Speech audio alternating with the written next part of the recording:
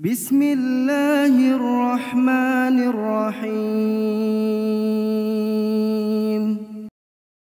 Bismillahirrahmanirrahim. Assalamualaikum warahmatullahi wabarakatuh. Innal hamdalillah nahmaduhu wa nasta'inuhu wa nastaghfiruh wa na'udzu billahi min syururi anfusina wa sayyiati a'malina. May yahdihillahu fala mudilla lahu wa may yudlil fala hadiya lahu. Asyhadu an la ilaha illallah wahdahu la syarika lahu wa asyhadu anna Muhammadan abduhu wa rasuluh. Allahumma salli ala sayyidina Muhammadin wa ala alihi wa sahbihi ajma'in. Amma ba'd.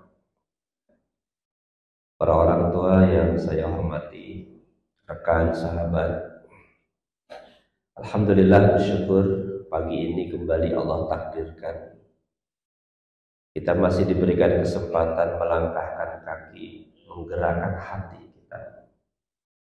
Semoga setiap langkah yang kita awali di setiap harinya untuk menyempurnakan takwa kepada Allah menjadi amalan terbaik yang kelak akan kita pertanggungjawabkan di hadapan Allah Subhanahu wa taala.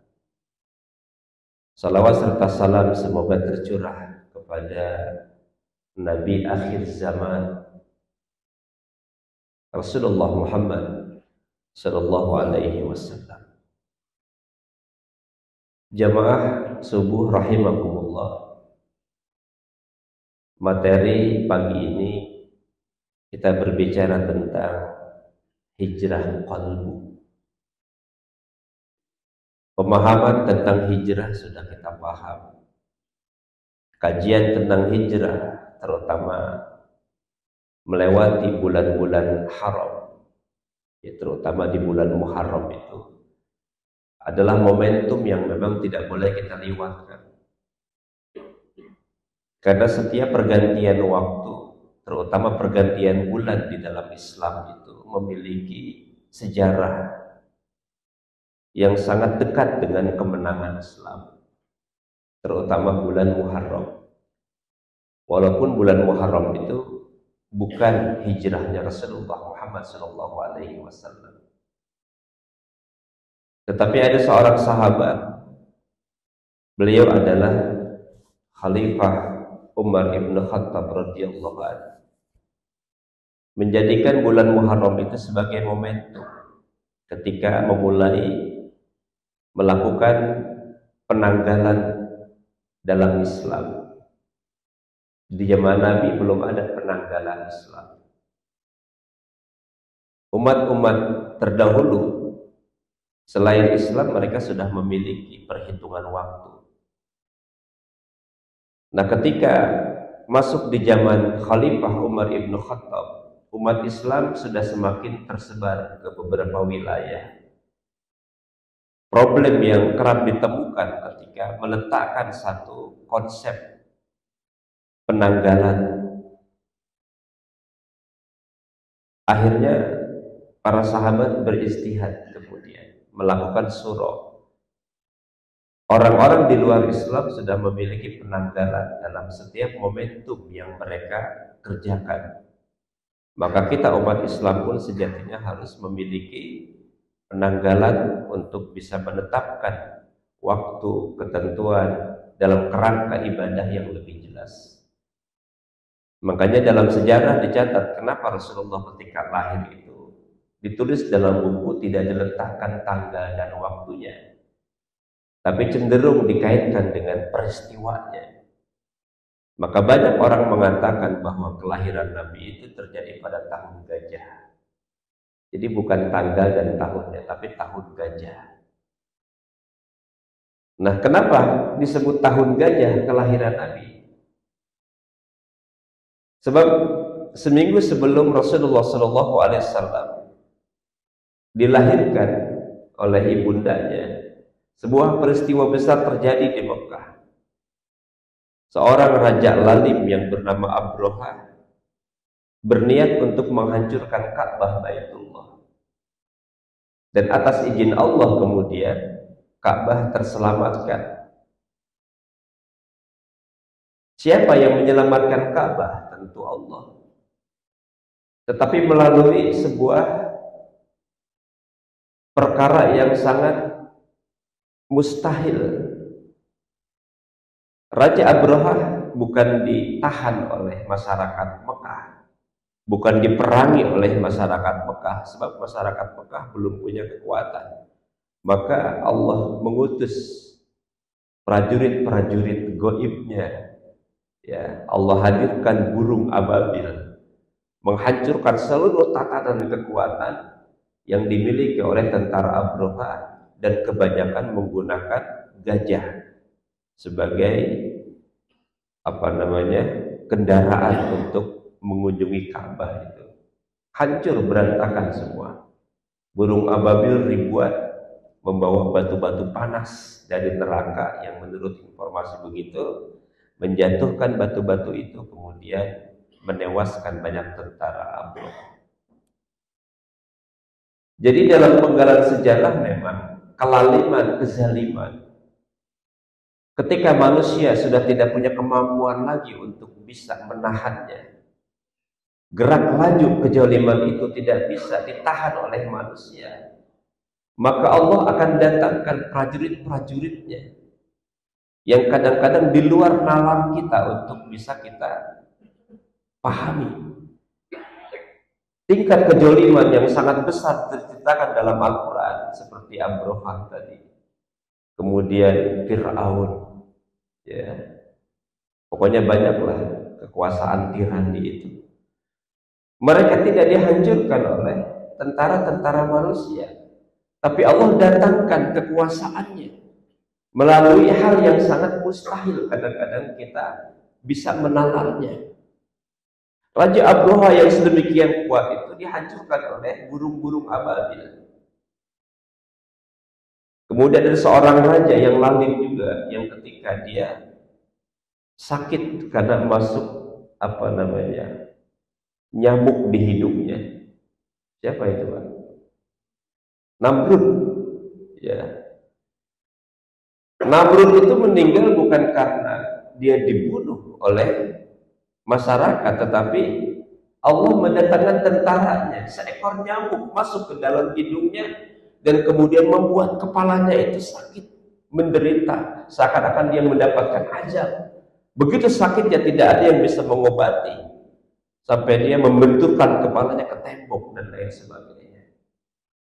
Fir'aun mati bukan diserang oleh tentaranya Nabiullah Musa alaihi salam, dan tidak mungkin dikalahkan oleh manusia, tapi Allah dengan cara yang sangat luar biasa menenggelamkan Fir'aun di Laut Merah.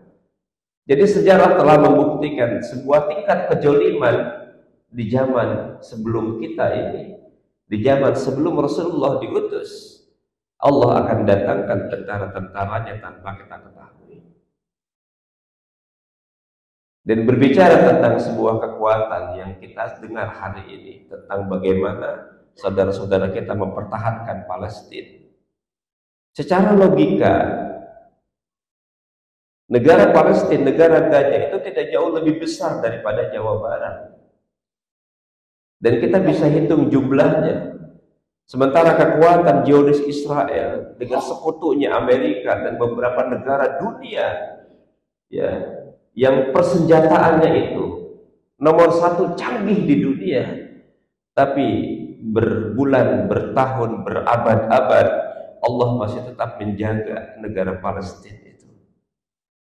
Satu perkara yang kadang-kadang tidak masuk logika kita, padahal bom yang dijatuhkan oleh Israel itu, jika pun harus menghancurkan seluruh kota, maka matilah seluruh apa yang ada di situ. Tapi Allah memperlihatkan kekuasaannya, bahwa ternyata yang sedikit itu belum tentu, yang banyak itu belum tentu mengalahkan yang sedikit. Ma'asyiral muslimin rahimakumullah. Terkait tentang hijrah ini merupakan satu perkara yang sangat urgent dalam Islam. Kenapa? Karena hijrah itu secara bahasa memang keumumannya adalah pindah. Hajaro, pindah.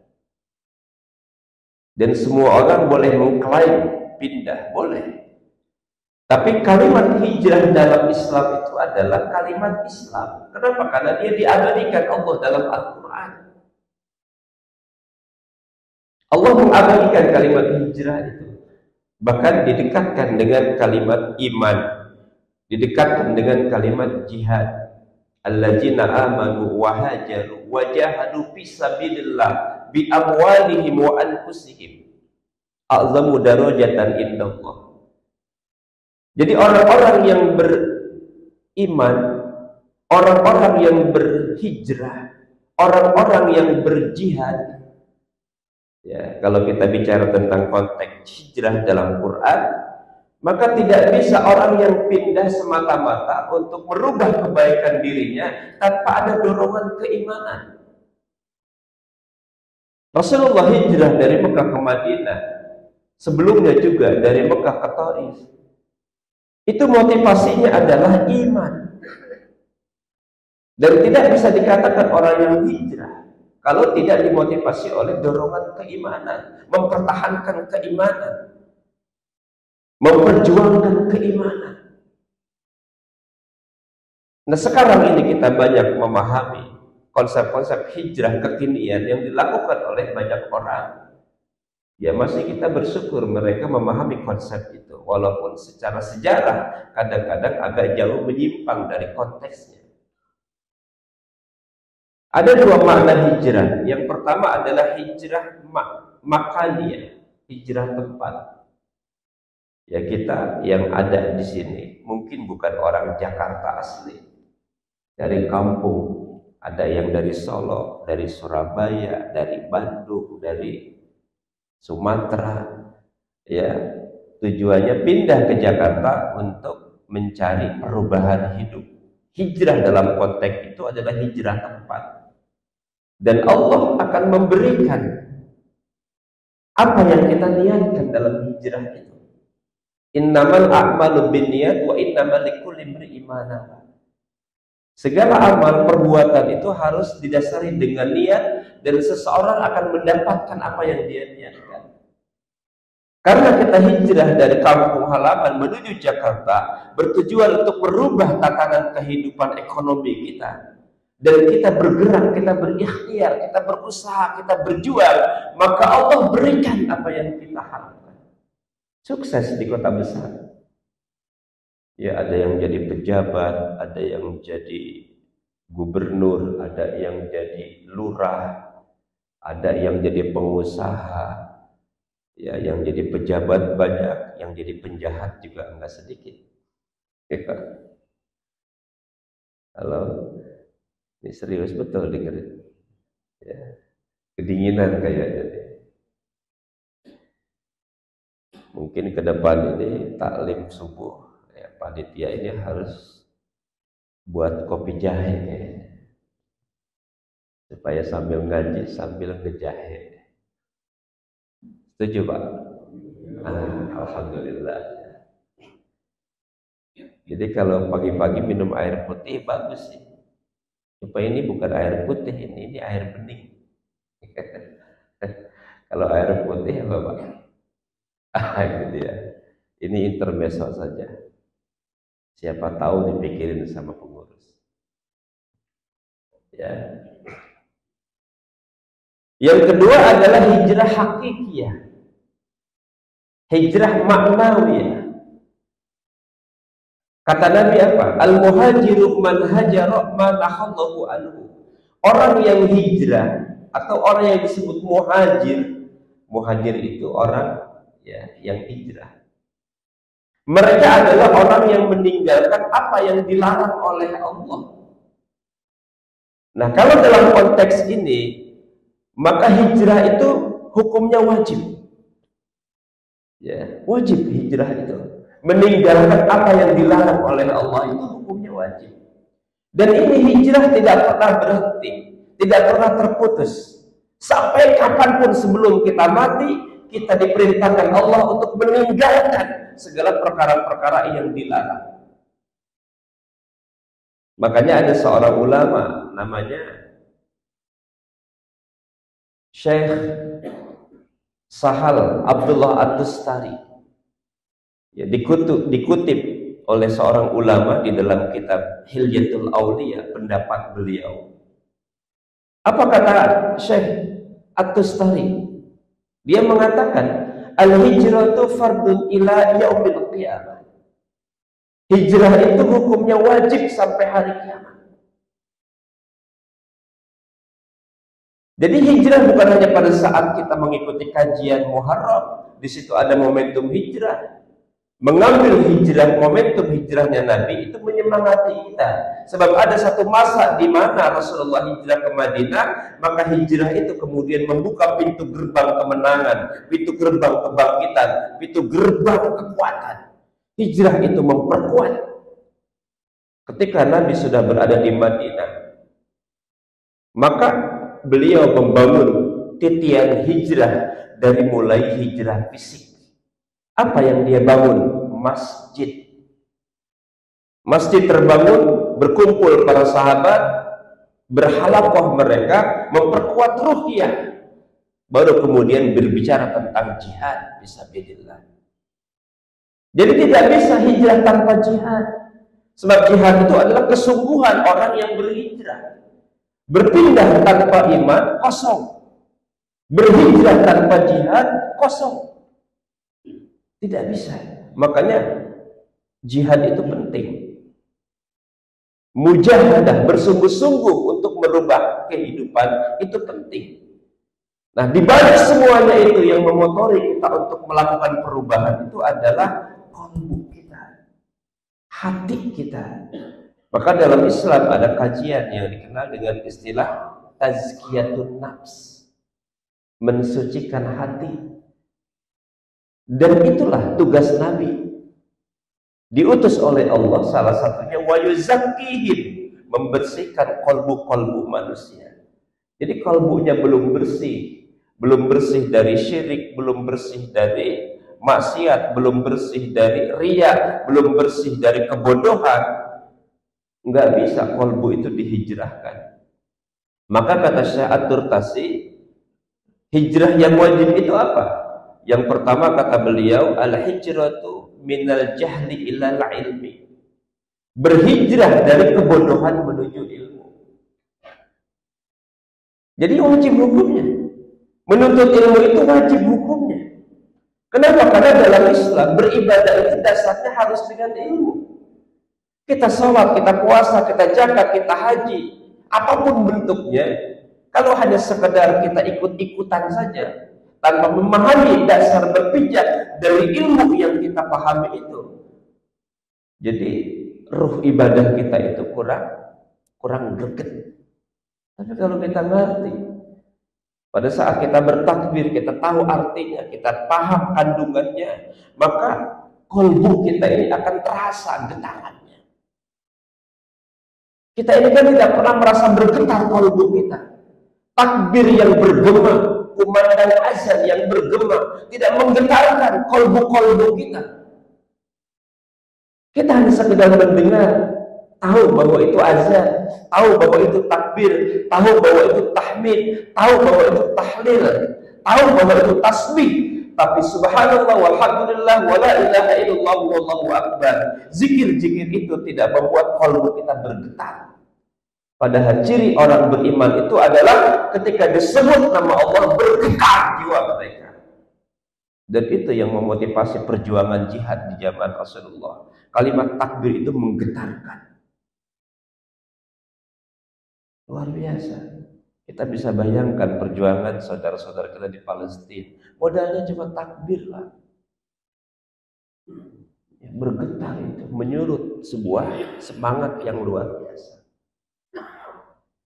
Jadi yang pertama, hijrah minal jahli ilal ilmu. Dari kebodohan menuju ilmu pengetahuan. Jangan pernah berhenti untuk belajar.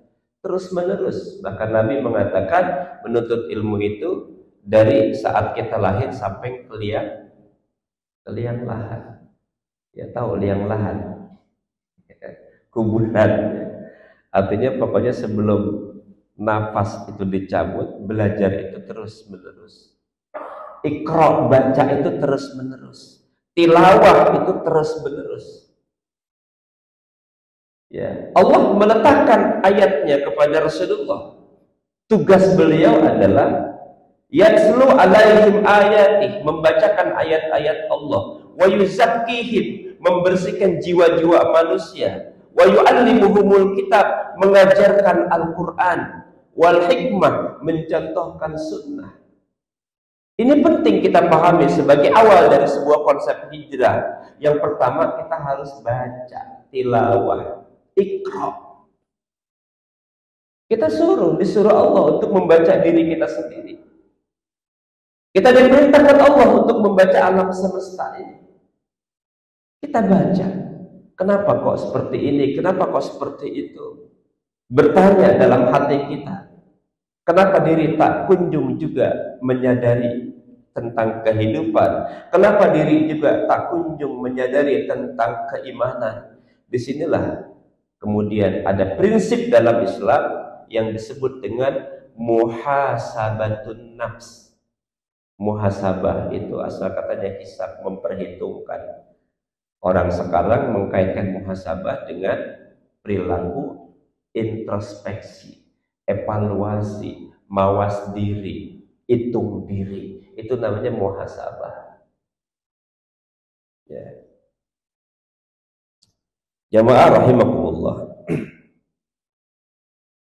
Kemudian yang kedua kata Imam Syekh At-Tusturi, al-hijratu minan nisyan ila zikr.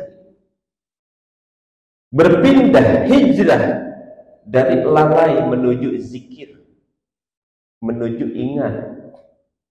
Kita ini banyak dilalaikan oleh dunia kita. Kita ini banyak dilupakan oleh tujuan hidup kita. Kita ini banyak terlena dengan aktivitas keseharian kita. Maka diperintahkan kita untuk berzikir. Kenapa zikir itu penting? Ya, seperti ibaratnya zikir itu ikan bagi air.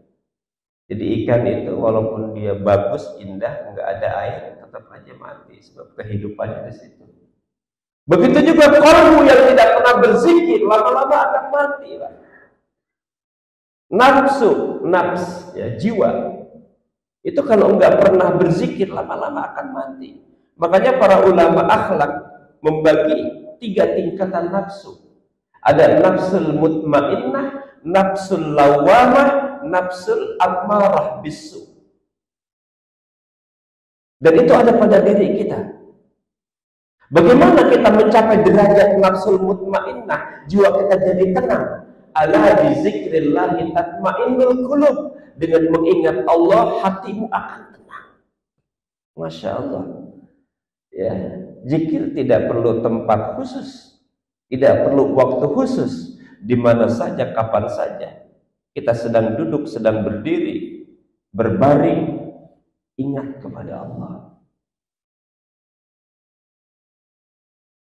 Hanya banyak orang yang kadang-kadang meletakkan zikir pada tempat-tempatnya. Nanti ada zikir besok pagi, oh ada zikir minggu depan, jadi zikirnya nungguin minggu depan. Ya. Dan tidak perlu juga harus dikomandoi zikir itu. Zikir itu kepentingan pribadi kita. Sama dengan muhasabah introspeksi, enggak perlu harus menunggu pergantian tahun muhasabah itu. Ya. Dalam surah Al-Hasr ayat 18 Allah katakan, A'udzubillahi minasyaitonir rajim. Ya ayyuhalladzina amanu taqullaha wal tanzur nafsum ma qaddamat lighad wattaqullaha innallaha khabirum bima ta'malun. Hai orang-orang yang beriman, bertakwalah kalian kepada Allah dan hendaklah setiap diri memperhatikan apa yang diperbuatnya untuk hari akhirat. Kita diperintahkan Allah untuk setiap detik, menit, jam, hari, Jumat, semuanya untuk memperhatikan apa yang sudah engkau persiapkan untuk kehidupan akhiratmu. Ligot. Jadi Allah menciptakan pikiran, akal, supaya kita memikirkan tentang kebesaran Allah. Supaya kita memikirkan tentang kekuasaan Allah. Mata Allah ciptakan untuk melihat kebenaran. Mulut Allah ciptakan untuk mengucap kebenaran. Telinga Allah ciptakan untuk mendengarkan kebenaran. Dan itu tidak akan pernah bisa kita lakukan kecuali kalbu kita bersih. Maka hijrah kalbu merupakan kewajiban. Orang yang berzikir kepada Allah maka akan terhalang kelalaian. Hatinya senantiasa dipenuhi oleh rasa tenang.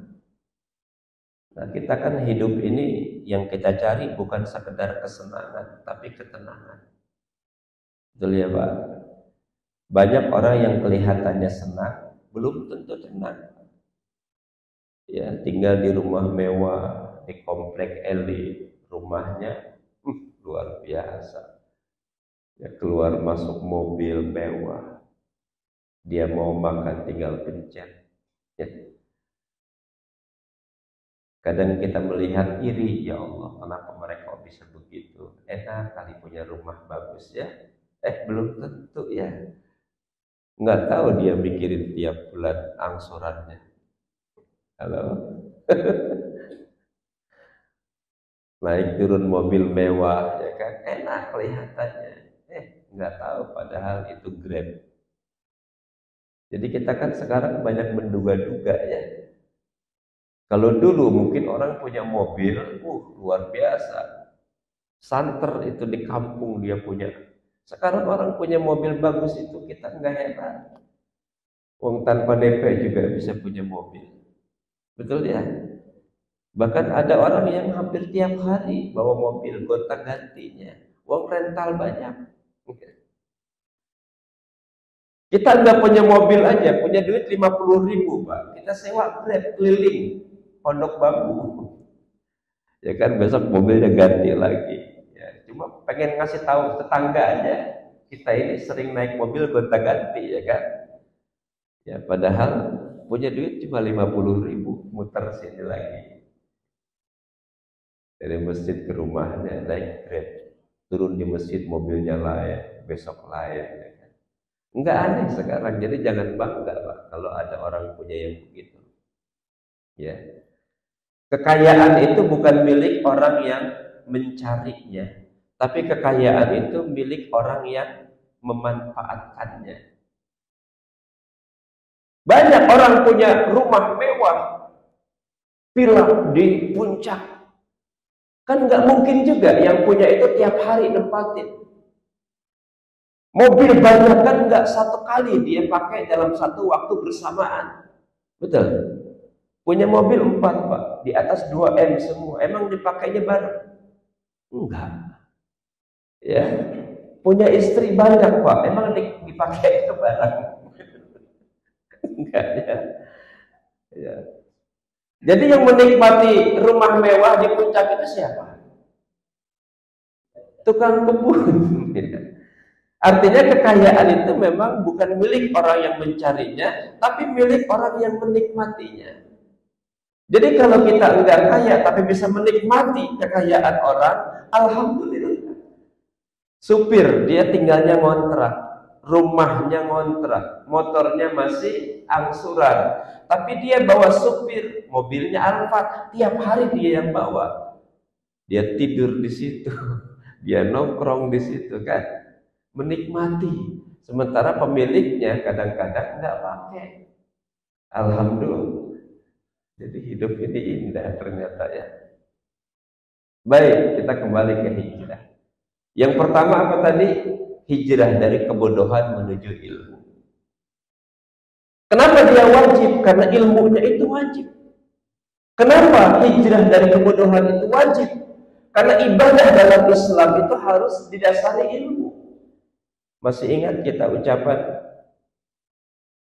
Imam Syafi'i rahimahullah, man arada dunya fa alaihi bil ilmi wa man arada akhirah fa alaihi bil ilmi. Barang siapa yang ingin mendapatkan kebaikan dunia, Barang siapa yang ingin mendapatkan kebaikan dunia, baik itu ada bahagia, ada sejahtera, maka harus punya ilmu. Barang siapa yang ingin mendapatkan kebaikan akhirat, maka harus didasari ilmu.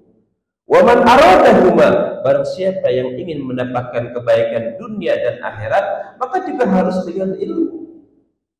Jadi tidak ada cara lain untuk kita bisa lebih tenang hidup, lebih berkah hidup, lebih sejahtera hidup, kecuali kita harus menuntut ilmu.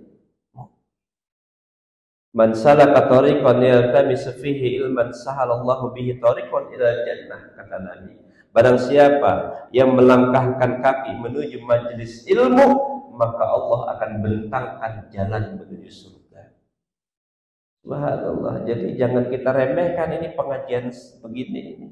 Ini dampaknya luar biasa positif. Ngaji cuma udah gitu sambil ngantuk lah. Ya. Ya maklumlah dengerin pengajian subuh, Pak.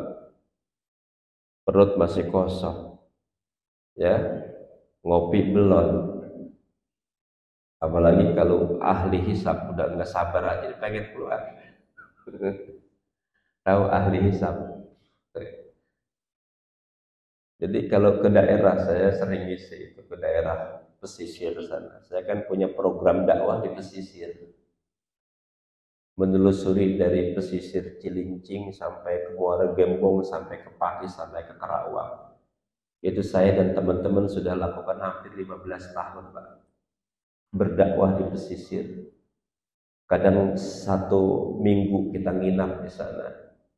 Ya. Bukan mereka yang mengundang kita yang merasa terundang datang ke sana. Kita kumpulin para asatid di pesisir yang punya masjid, mushola, majelis taklim. Yuk kita sama-sama dakwah. Kita dari sini bawa Al-Quran, bawa bantuan, bawa makanan. Ya, mereka kita kumpulin. Yang tadinya ibu-ibu nggak pakai jilbab, hanya pakaian bikini, ya kan? Sekarang sudah pakai gamis, kan luar biasa. Hampir sudah kurang lebih mungkin 3.000 Al-Quran yang kita salurkan ke pesisir itu. Makanya kita punya program, itu dakwah pesisir, menyalurkan Al-Quran, mukena, sejadah, karpet buat masjid. Bahkan program terakhir itu kita punya program renovasi sarana wudhu di masjid-masjid pesisir. Jadi problem di pesisir itu, Pak, masjid bagus, Pak, tapi kadang sarana wudhunya hancur. Ya. Dulu awal-awal saya datang ke sana, bawa teman-teman mahasiswa ngadain praktek lapangan, tinggal di rumah Pak Lurah di pinggir laut.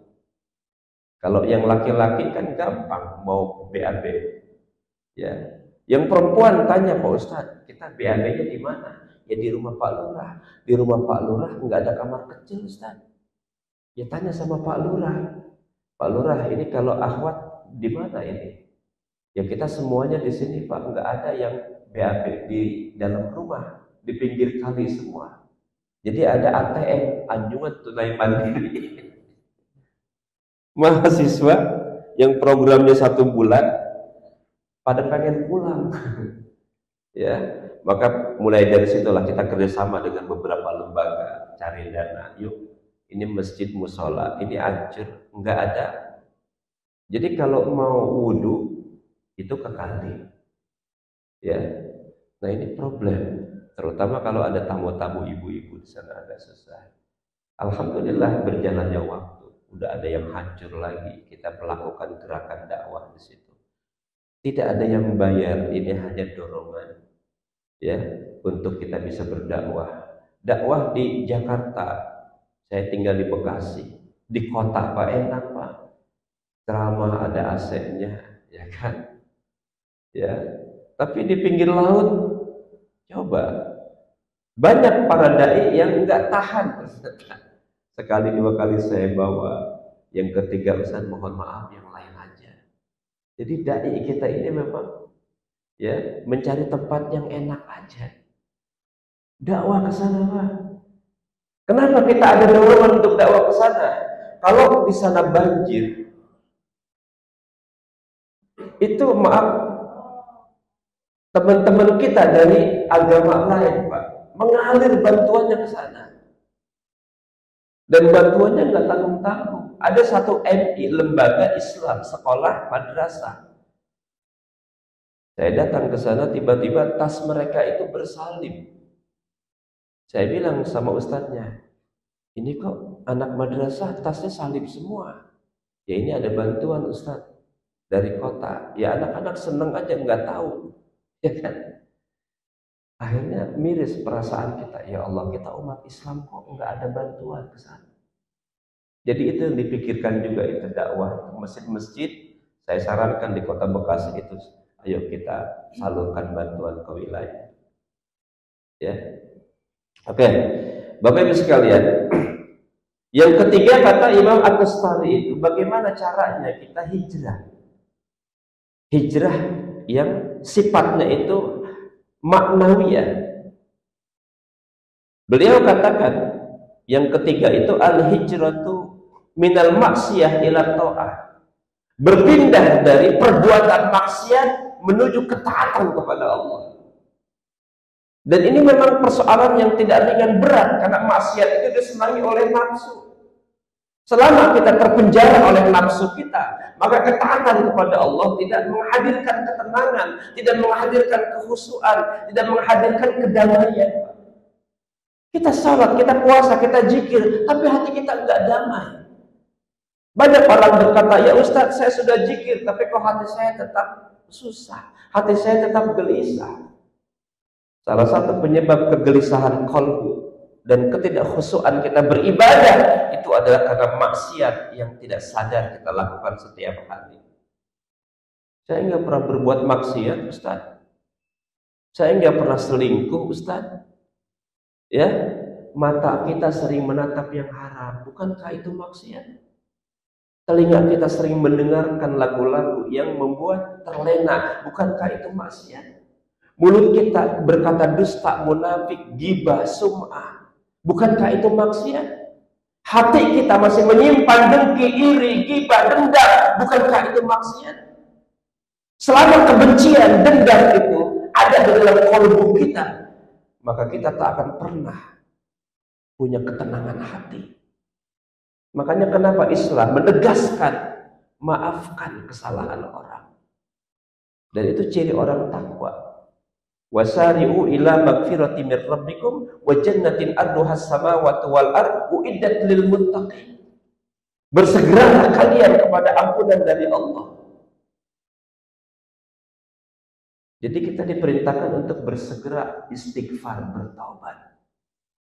Ya, orang beristighfar, bertobat itu diberikan Allah kemudahan, ya, keindahan, bahkan surga sudah dipersiapkan. Apa ciri orang yang takwa itu? Alladzina yunfiquna bis-sarra'i wad-dharra wal kadhimina al-ghaiza wal 'afina 'anil nas. Satu, orang yang bertakwa cirinya orang yang berinfak baik dalam keadaan sempit maupun lapang.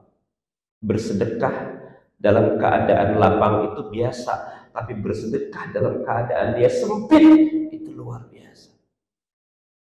Ya, kita butuh banget, tiba-tiba orang datang lebih butuh dari kita. Gimana ini ya?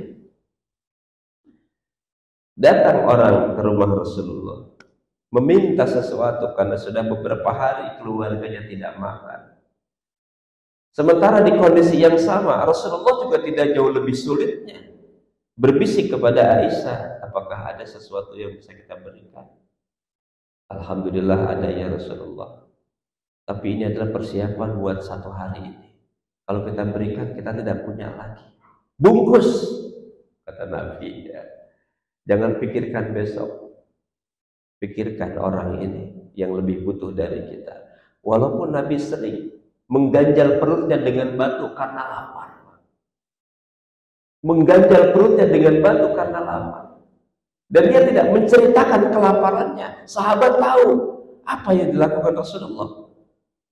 Enggak ngomong juga, aku lagi lapar. Enggak.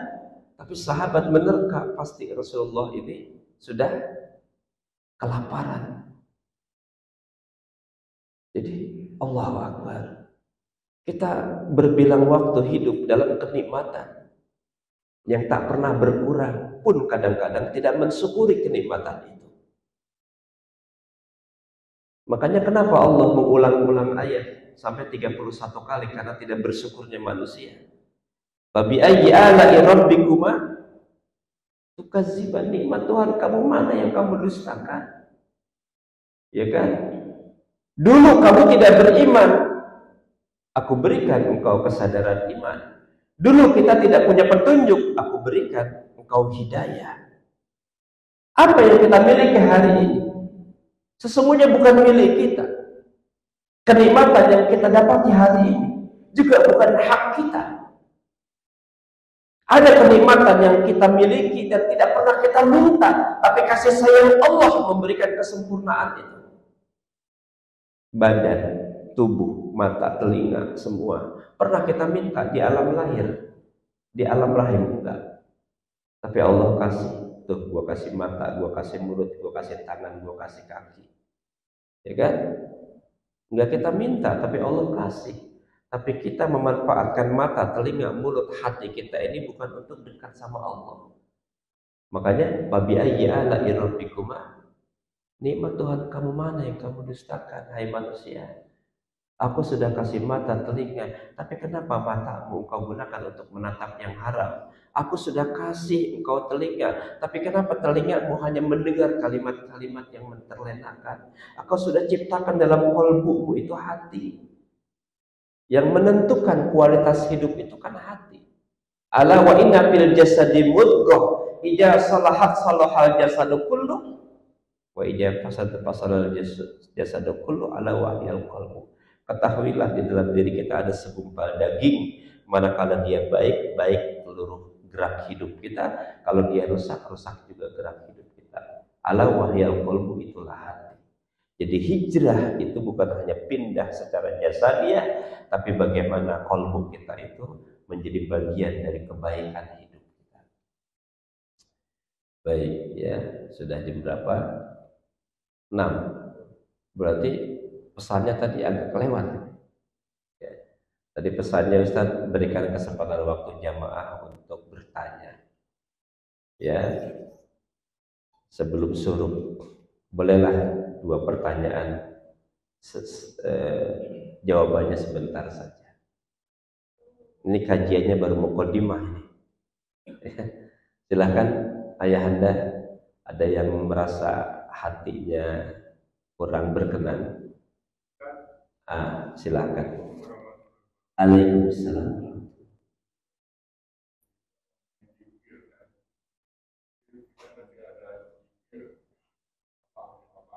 Ya. Ya.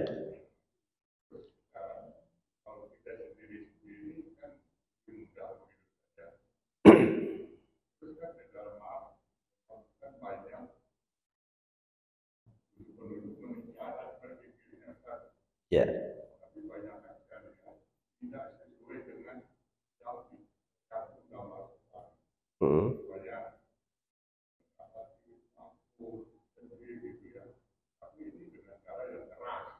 Ya.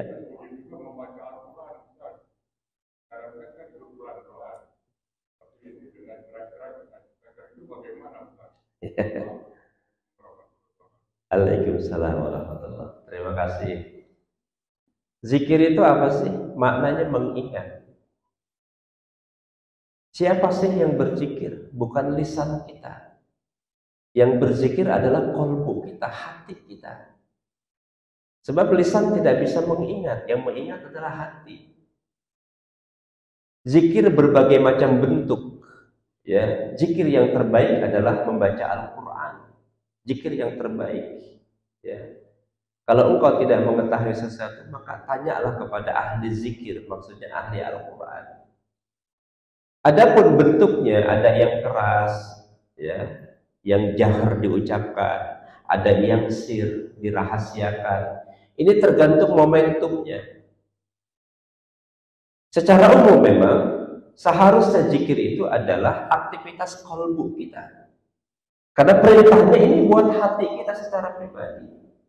Tapi secara umum juga ada kalimat-kalimat zikir yang ketika kita lakukan itu untuk menggugah orang lain untuk berzikir, maka pada prinsipnya tidak ada masalah. Untuk ya mungkin ada orang awam yang tidak tahu, belum hafal, seperti ada perbedaan pendapat dalam zikir setelah sholat. Ya kan? Ada orang yang setelah sholat imam kemudian berzikir dengan jahar, suaranya keras. Ada yang juga setelah sholat masjid udah diem, nggak ada yang berzikir. Bukan tidak ada, tapi diperintahkan berzikir secara personal. Kalau perbedaan ini terkait dengan masalah hujah, memang hujahnya berbeda-beda pendapatnya, tetapi kita ambil saja positifnya. Kenapa kok ada masjid yang zikirnya itu kencang? Ya ada kemungkinan jamaahnya mungkin masih awam. Kalau keseringan berzikir bersama, lama-lama kan dia jadi hafal. Kayak kita mengajak anak-anak zikir, ayo bareng-bareng. Tujuannya apa? Supaya dia terbiasa menghafal itu. Jadi momentumnya kita pakai untuk maslahat agar orang lain dengar apa yang kita ucapkan, sehingga dia memahami bentuk zikir yang kita ingatkan. Nah, kalau ada orang yang tidak berzikir, mungkin semuanya jamaahnya udah pintar semua. Ya kan? Kita berprasangka baik aja kan lebih enak. Betul. Daripada kemudian pulang dari masjid keluar, ente tadi zikirnya jahar ya, itu bid'ah. Wah, ini ribet ini urusannya. Jadi kita berprasangka baik bahwa orang itu mungkin belum tahu, diingatkan melalui konsep zikir yang jahar. Memang Allah itu jangankan berzikir, lintasan hati saja yang belum kita ucapkan, Allah tahu, Allah paham. Sebab Allah yang menciptakan hati. Ya muqallibal qulub, tsabbit quluban ala dinik. Ya Allah, Engkau yang membolak-balikkan hati, tetapkan hati kami pada agamamu. Allah paham. Tapi dalam metodologi dakwah itu memang harus melalui sebuah proses yang dimana kita harus paham. Setiap kata harus sesuai dengan setiap tempat. Ya kan? Saya datang ke wilayah pesantren pesisir. Orang melakukan berbagai macam kebiasaan yang aneh-aneh dalam ibadah. Saya bilang ini luar biasa. Tapi kalau kita langsung mengatakan ini enggak boleh, ini enggak boleh, ini enggak boleh, apa yang terjadi? Ustadz besok jangan datang lagi kemari. Tapi kita melalui sebuah proses di mana dakwah kita tidak langsung sampai kepada tingkatan pemahaman, tapi kita memberikan bantuan secara sosial. Kalau sudah terikat kolbunya, terjaring hatinya, maka baru kita ngomong. Enak jadinya. Oh begitu Ustaz ya? Iya. Kenapa? Karena sudah kita bantu. Ya kan? Dakwah itu harus melalui sebuah proses. Allah itu maha mendengar, Allah itu maha mengetahui. Pasti, yakinlah kita itu. Tetapi ada metodologi yang mungkin sedang dikembangkan oleh kelompok A, sehingga zikirnya harus seperti ini. Tetapi secara umum, betul. Kenapa harus keras-keras? Memang jangankan zikir, Pak. Ajan itu nggak boleh keras-keras, Pak. Ajan itu kalimatnya takbir, Pak. Kalau masjid misalnya ajan keras-keras, emang nggak boleh. Ya, ya. Zikir keras-keras nggak boleh. Kok zikirnya keras, nggak boleh. Maknanya tentu bukan itu. Saya hanya intermezzo saja. Allah itu maha lembut, Allah itu maha mendengar. Setiap kita yang berzikir tentu punya maksud agar kita diingat oleh Allah, maka kita pun harus mengingat Allah dalam zikir kita. Ya, kita harus tetap memiliki prasangka baik kepada kelompok golongan yang mungkin ketika dia ingin melakukan itu ada tujuan lain. Tapi kalau ternyata memang dia tidak memahami konsep itu, maka inilah yang perlu kita dakwah secara berkelanjutan. Ya. Sampaikan kepada mereka kata Allah dalam Al-Quran itu dakwah. Pertama dengan hikmah, kedua dengan mauizah, ketiga dengan berbantah-bantahan dengan cara yang ahsan. Ya, ud'u ila sabili rabbika bil hikmah wal mau'izah. Ya kan? Wajadilhum billati hiya ahsan. Nabi mengajarkan kepada kita, ajaklah mereka untuk mengingat Allah, untuk mengenal Allah, tapi dengan cara yang pertama dengan hikmah, dengan ilmu, dengan kebijakan, dengan kearifan. Yang kedua, ajak mereka dengan contoh. Tidak bisa satu tempat kita hanya katakan tapi contohnya enggak kita contohkan. Ada kalimat dakwah yang hanya sekedar kita contohkan saja, baru mereka ikutin. Enggak perlu kita ngomong, yuk kita sama-sama berbuat baik. Kalau kita ingin orang baik, kita contohkan jadi yang terbaik. Kita ingin agar orang lain sholat, kita lebih dulu rajin untuk datang ke sholat, ke masjid untuk sholat. Dan yang ketiga, metodologi dakwah itu adalah wajadilhum billati hiya ahsan. Berdiskusilah dengan cara yang terbaik agar kita bisa mengetuk pintu hati seseorang. Saya sepakat, zikir tidak boleh keras-keras, zikir penuh kelembutan, hadir dari sebuah kesadaran, sebab Allah Maha mendengar apa yang kita ucapkan. Wallahu a'lam bishawab. Halo, ada lagi?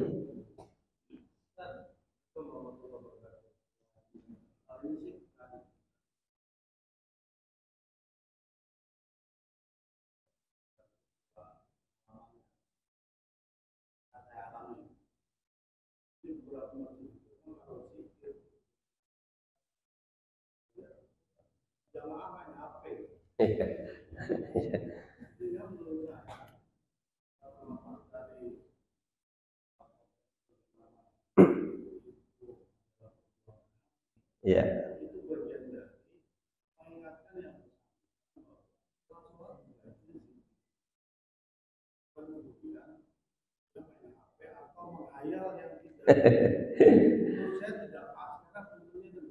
Ya.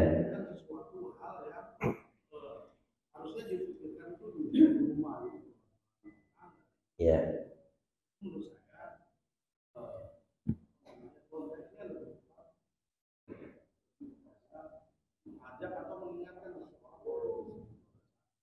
Ya. Ya. Yang pertama, zikir ba'da sholat. Ya. Saya pernah nulis juga itu. Nah, ini masih ada catatannya. Jadi kalau kita merujuk kepada Al-Quran, surah An-Nisa ayat 103 ya. Faiza qadaytumus shalah fazkurullah qiyama wa qu'uda wa ala junubikum. Maka apabila kamu telah menyelesaikan salatmu, berzikirlah kepada Allah di waktu berdiri, ya, di waktu duduk, di waktu berbaring. Kemudian apabila kamu telah merasa aman, maka dirikanlah salat itu sebagaimana biasa. Sesungguhnya salat itu adalah fardu yang ditentukan atas waktunya. Saya sudah sampaikan tadi bahwa banyak orang melakukan cara yang berbeda-beda. Jadi metodologi dakwah itu. Apalagi di zaman kita memang hari ini banyak orang yang setelah sholat saja itu yang langsung dipegang HP. Ya. Jadi ini membuat kita harus beristihad kayaknya. Walaupun tidak juga bisa dikatakan sesuatu yang sudah dicontohkan Nabi itu tidak bisa dilogikakan. Wah, ini kita melakukan ini karena ini. Ketika sudah ada nas syar'i tentang sebuah ibadah yang memang harus begitu, tidak bisa juga logika itu merubahnya. Ya. Tetapi kita melalui sebuah proses. Makanya masjid juga harus punya kebijakan utuh untuk jamaahnya. Banyak peringatan-peringatan yang harus kita tempel di masjid-masjid ini. Misalnya, ini bagus, mohon HP dimatikan. Ya, kalau lagi sholat ini kan perintah. Di masjid-masjid Madinah, masjid-masjid yang kecil itu, ya, selain Nabawi, itu juga banyak peringatan. Bahkan di tempat-tempat sejarah, ketika berwisata, banyak ditulis kalimat-kalimat peringatan. Kayak misalnya di Jabal Rahmah, itu ditulis peringatan kepada orang yang berziarah. Tempat ini bukan tempat ibadah, bukan tempat berdoa, bukan tempat melaksanakan sholat, kan ada tuh perintahnya. Itu penting untuk kita memberikan pengertian kepada masyarakat agar jangan sampai posisi yang strategis dalam ibadah itu terlena dengan kepentingan-kepentingan yang sesaat. Maka ada kemudian ijtihad sebagian pengurus untuk melakukan zikir ini supaya kondisinya terpenuhi nilainya. Jadi sebetulnya itu tadi kenapa saya katakan setiap orang punya niat sendiri. Kita tidak tahu ada metodologi tertentu untuk bisa tetap mengkondisikan agar zikir tetap dilaksanakan. Ya, pada prinsipnya yang namanya zikir itu lagi-lagi adalah aktivitas qalbu. Memang kita tidak bisa memaksa, ente zikir duduk dulu, dengerin dulu, nggak bisa maksa karena kebutuhan orang macam-macam.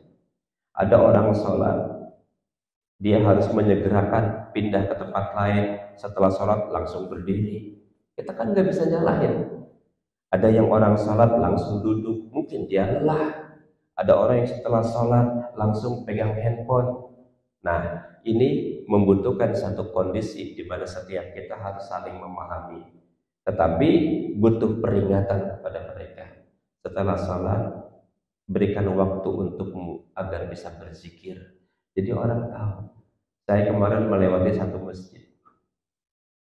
Di pelang masjid itu ada sebuah tulisan, jika engkau mengabaikan panggilan azan, maka ada kemungkinan itu adalah panggilan yang terakhir yang engkau dengar. Wah, saya bilang ini bagus ini. Artinya ketika azan orang dengerin langsung ke masjid. Jangan sampai ini adalah kalimat azan yang terakhir yang dia dengar. Jadi pesan-pesan moral itu saya pikir bagus. Kenapa? Karena tidak semua jamaah kita itu ngerti walaupun dia rumahnya dekat masjid. Jamaah kita paham walaupun dia sering aktif di masjid. Kadang-kadang aktivitasnya hanya sekedar meninggalkan kegalauan di rumah, nongkrong di masjid. Kenapa? Karena masjidnya adem. Ya. Kayak di bulan Ramadan saya suka mengikuti kegiatan i'tikaf di masjid-masjid mewah, kayak masjid Bank Indonesia.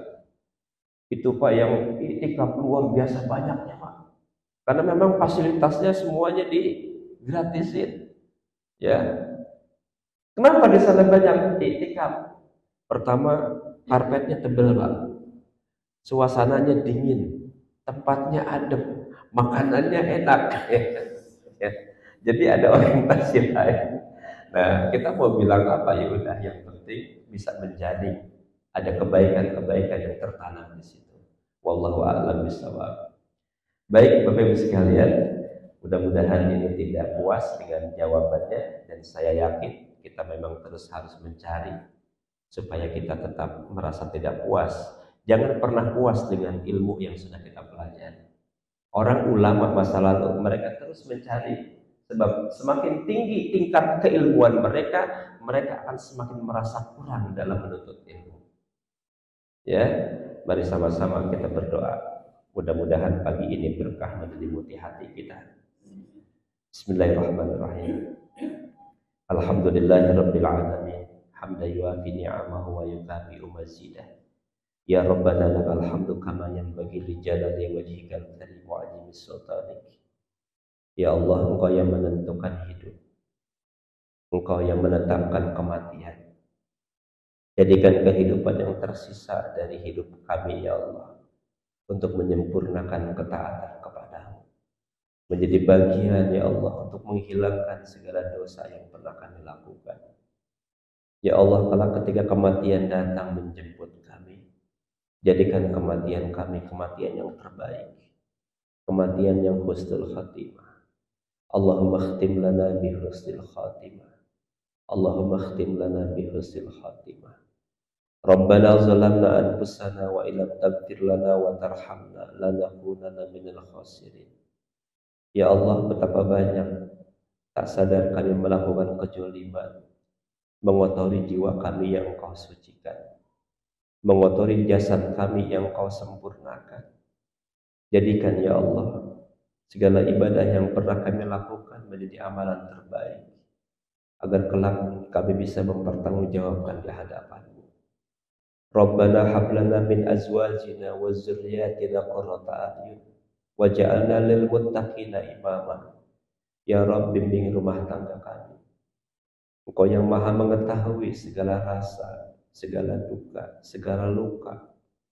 Jadikan ya Allah kesabaran dalam rumah tangga kami untuk tetap taat kepada.